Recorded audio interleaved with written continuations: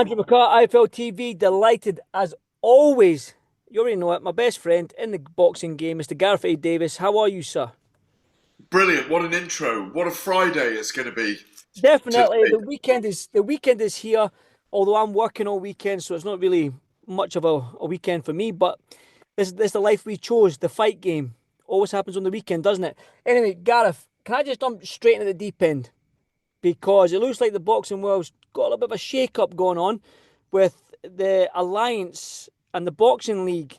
This whole setup and alliance between Turki Alalshikh and Dana White. Now, I want to break it down and get into all what happens with Eddie Hearn and Frank Warren and the sanctioning bodies. But your initial reaction to this? Um, I was quite surprised actually that Dana White was given so much prominence and the language used by Turki Alalshikh. Obviously, it's only just broken. We don't know any of the detail yet. Um, I think I'll get a word with Eddie Hearn over it. That's the plan. I'll break it down in detail tomorrow on Talksport with Adam Catterall, who's a UFC guy as well, on Talksport on our Fight Night show. But I think it's fascinating. It's fascinating how the sanctioning bodies are going to respond. Obviously, the WBC have a Grand Prix tournament, and it's going to be fascinating how the IBF, IBO, WBO, and WBA respond, whether they're speaking externally, internally about this, and obviously how the promoters are going to respond. Frank Warren and George Warren, Eddie Hearn, in this order, Oscar De La Hoya, Ben Shalom, Oscar De La Hoya, all Bob Arum, top rank, all have relationships with Turki Alalshikh and have done for 18 months, and he's shaken up the sport. So it's difficult to see at this point what is going to happen with them all. But my feeling is they'll all work under an umbrella movement under Turki Alalshikh because there's no world governing body, and the sports can be balanced, the books can be moved, the balance can be done because he's got the money to do it. So Dana White belongs to a $12 billion company that he created and grew with the Fertitta brothers, first of all, as the UFC, and their merger with Endeavour and now TKO Group Holdings with the WWE. They're worth $12 billion, so they're tried and trusted. Whether all the algorithms and formulae that work in MMA and UFC work for boxing remains to be seen, but I'm sure they'll try it. That's what interests me, Gareth, is boxing has got this history. It's over 150 years old. The sanctioning bodies, it's not quite as simple as just taking boxing with all the fighters that we have, journeymen, their lifestyle, their sort of way they approach the game. They're the what do you call it? They are the foundation of the sport. What do you do with them? It's like you can't just take boxing and just give it the UFC, WWE model under one umbrella and have that top 10 ranking system. It's going to be interesting to see, like you said. Now, Joe Pugh done an interview with Eddie Hearn earlier today, and he basically said himself, Eddie Hearn, it's going to be interesting. But he almost seems, if you know Eddie Hearn, he's like welcoming the challenge. He's like, come ahead, let's go. That's exactly how I thought he would respond to this. Eddie embraces things. He's already got a very strong setup. He's got whatever it is, 35, 40 events a year that he does on DAZN. He's got his own media set up. Remember, he's got his own broadcast set up because Matchroom have got their own media set up. They sometimes align with DAZN. They can move very quickly. These are all very similar things that Dana White did with the UFC all those years ago, where they executive produced a lot of their work and they chose the talent to work on their show. They had very much kind of executive control of what they were doing. And I think that's what they'll try and do with this. Look, the journeyman, if you, I've said this to a lot of people that have chased me this week to talk about this, Andy, is if you look around, like you just said, boxing's been around a long time, Ring Magazine's been around a long time. And if Turki Alalshikh wants to use Ring Magazine for its rankings or not, and he wants to put the best against the best or not, or yes, because the best against the best doesn't always guarantee sold out stadiums in boxing, by the way, because you could have two guys, Artur Beterbiev and Dmitry Bivol. Would it ever do more than a 20,000 audience? I don't know. Maybe if it went to Moscow, it would. And I know there were attempts by certain people in the background, people like Omar Kremlov of the IBA wanted to take the trilogy fight there, and I think they were trying to talk to Turki Alalshikh. Then look, for me, on all the layers, and I've said this to other people already this week, as soon as it broke, there are, you look around the world, go on BoxRec now and look around the world over today, tomorrow, and Sunday. Over the next 3 days, see how many boxing events are around the world. Going to Monday, there's probably like 60 to 90 events around the world. Boxing's not going to disappear because they want to try this. The sanctioning bodies aren't going to disappear. They're already established in the sport. The argument for one champion is great, but the argument for four champions is four guys get to be world champion and they make a living. That extends all the way down to the journeyman. So boxing will continue as it is, and it will take time for whatever Turki Alalshikh and Dana White are planning to do. It's going to take time, whatever. Yes, they might be able to buy people out of contracts and secure the biggest names if they have to, but I don't see it being a very quick fix, and I see it being a complex fix as well if they manage to do it. You follow the UFC, Gareth. You're a fight fan, not just a boxing fan. You love the fight game in general, and that includes the UFC. So you know Dana White, and he doesn't mix his words, and he's got a lot to say about Bob Arum and Oscar De La Hoya. So when he does dip his toe into the boxing game, this is going to be very interesting as well, the way he interacts with those two.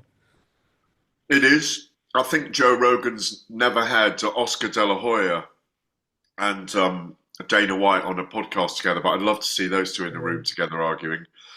It's always entertaining when Oscar does his clapback Thursdays or and picks on people, and you know he's a bit more emollient when he's in front of people, so it might not be so entertaining. But look, Bob Arum and Dana White clash because Bob Arum is very strong on his opinions, and I'm sure he's got opinions about this, which we no doubt will hear at some point.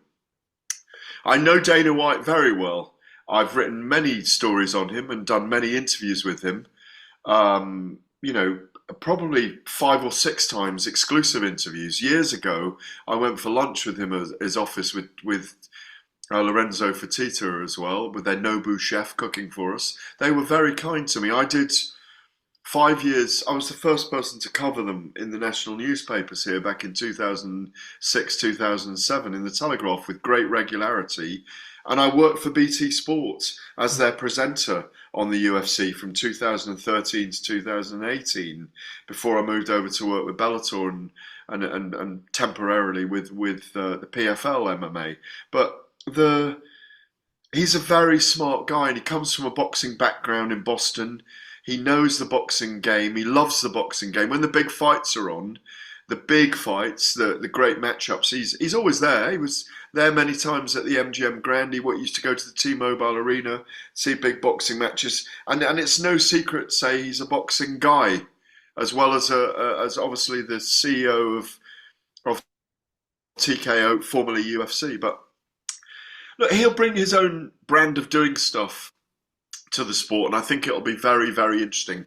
But the key is at the moment, Andy, we don't know any of the detail. All we know is that Turki Alalshikh has been very strong in his move to bring Dana White in and use very strong terminology about what they're planning to do in the sport.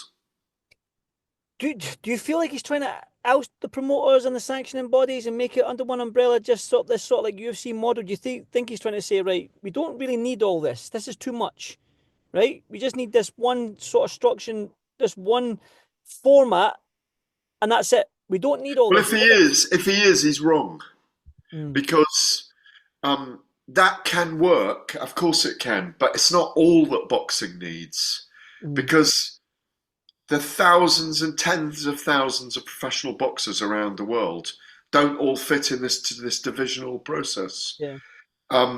How you rank people, where's that going to come from? I'm assuming it's the Ring magazine at the moment, and they're going to do a Ring Magazine belt, but they might create a TKO belt. They might create their own sanctioning body. I've said this for a long time. Boxing needed a world governing body, and without it, it's always the Wild West, and that is the way it's always been. I feel it probably will be the way it will always be, because you can't control all those promoters we just talked about. You can't control the sanctioning bodies. They're not statutory. They are self-imposed bodies on the sport. And if there's money available and there's people fighting and those belts are available, people will fight for those belts, you know? But I so what we'll do if they as it processes, it'll make more sense. And we don't know how it's going to process at the moment. But if it's a new league and a new division, it will be like the UFC is for boxing, and there's going to be other leagues like there are Bellator and MMA that might be WBC and IBF and WBA, and that's what we've got at the moment, really. And they yeah, come together sometimes, and they don't at other times. They cooperate at times, and then they don't cooperate. You know yourself, we've been around the sport long enough. It sometimes shoots itself in the foot when it's going really well.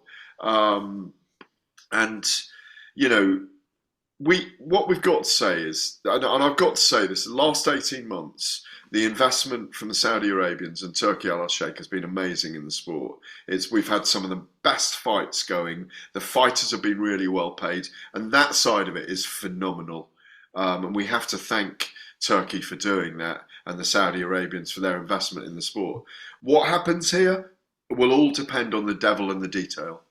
definitely. And when we started getting more emphasis on the undisputed, that one face in the division, the number one guy, we were almost talking about 4 or 5 years ago saying, right, we just need one belt. There was a lot of chat about just need one belt. We just need one. All these WBC silver, WBA regular, super. I mean, Tank Davis and Lamont Roach both had WBA belts.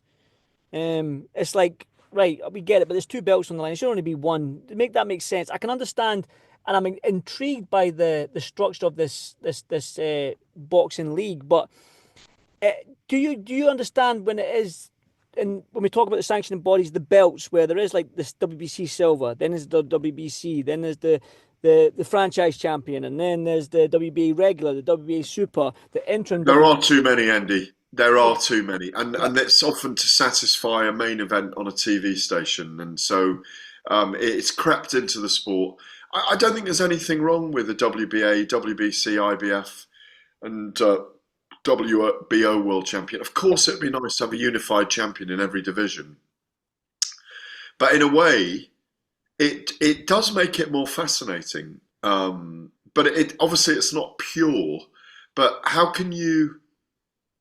I don't think there's. It's going to be really complicated if they want to just create one champion, um, because we get it every. I mean, I think about for the last 2 or 3 years, even before the inculcation of the Saudi Arabians and Riyadh season, we did have a spate where we got five undisputed champions in different weight divisions, if you recall. But if you have one champion, how long have they got to defend? What if they're injured? What do you do? Do you do what the UFC do? Do you find the next two and you make the interim champion? And I think we've got that already almost. Hmm. Um, but it'll be very interesting to see how it plays out. I mean, I'm fascinated by it, and it'll be fascinating when we hear Eddie Hearn talk about it, Frank and George Warren talk about it, Spencer Brown talk about it, Bob Arum, Ben Shalom, Oscar De La Hoya, when some of the detail gets put on it with Dana White and Turki Al-Sheikh in the coming months. I mean, we hear it's 2026, Yep. but we don't know yet because we don't know any of the detail. It's going to be fascinating as it rolls out. That's the thing, Gareth. I almost like I say this. Sometimes I do an interview with Dan Raphael out in America, and I always say to Well, him, Dan, Big Dan, Big Big Dan, Grizzly Dan. yeah, because sometimes I say to him, listen, there's not much happening this week, but no doubt there'll be some news. It seems with boxing nowadays, you just need to go on Instagram or Twitter, excuse me, and there's something happening. So a news breaking over there, a fighter's over there. Something's always happening in the sport, and I guess that's only good for the sport, right? That we're getting more and more. There's more storylines to it. Well, you have to expect the unexpected in the sport, and it's an old cliched phrase, but it's just the truth. Mm. It's almost ungovernable Right. in its present form, but that also makes it nuanced and interesting as well, Mm. in my view. Um, you know, who knows how many fans can be attracted to the sport? Maybe there is an upper limit, maybe there isn't. Um, Maybe it is fascinating that a different algorithm, a different formula is going to be brought into the sport with Dana White being involved. I just think it's personally, I'm fascinated to see how it rolls out. And personally, I think they'll all work together till they don't. Mm. That's what's going to make it interesting, Gareth. And no doubt we'll have many, many more things to talk about in the coming days, weeks, months on this, because, like I say, it's interesting to see where the promoters go and where these sanctioning bodies go about Well, it. well, let's see at the end of the weekend whether we've got comments from everyone Mm. and see where we are. And I'm sure next week we'll get um, we'll get more detail from Turkey and Dana White because they've signed a deal. Let's see how it rolls out. Definitely, I'm excited. One quick one, huge rematch announced today, Gareth and Johnny Fisher and Dave Allen. Your thoughts on it? I know you had that little run-in with Big John. I don't want to cast it up again and maybe What, ruffle my big run in with Little John, you mean? Little John. No, yeah, listen, I mean, I have no beef with the Fishers. I think looking forward to seeing them. I think Johnny is to be praised for taking the rematch. He didn't have to on paper. He's got the W, um, but I'd like to praise him for taking the rematch, and I'm really looking forward to it. Copper box, copper bosh, 8,000 in there in middle May, mid May. I hope we're there with Talksport and everyone else. I'm going to be there. Really looking forward to it. Um, but you know, obviously, I don't want to continue a beef with the Fishers. All I did was give my opinion about judging on a fight, and that's the end of it. Definitely. Well, Gareth, like I said, the weekend's about to start. You've got a busy weekend ahead of you yourself. And as always, I do appreciate your time. You're a good guy. Thank you very much, brother. Listen, Gareth, have a good weekend and I'll speak to you soon. Hopefully, we'll see, we'll see each other at a show soon. I always enjoy your. Absolutely, and you can keep your hands to yourself. One day, Gareth. No, somebody actually asked me on Instagram. Somebody actually DM'd me and said, "Is this beef with Gareth in Vegas real?" And I went, "Yes, it was very Oh, real." 100% it was real, but it exists no more. Unless Turkey and Dana White have got a ton of money for us to settle it in a white collar match, which with you both hands strapped behind your back And and no your leg legs tied kicks, and no together. leg kicks, and no head And kicks. no, I'm allowed to leg kick and do whatever, but you can have both legs tied together and one hand behind your back. I still beat you. Great to see you, mate. You too, Gareth. Have the good weekend. I'll speak to you soon. Cheers. Thank you, mate.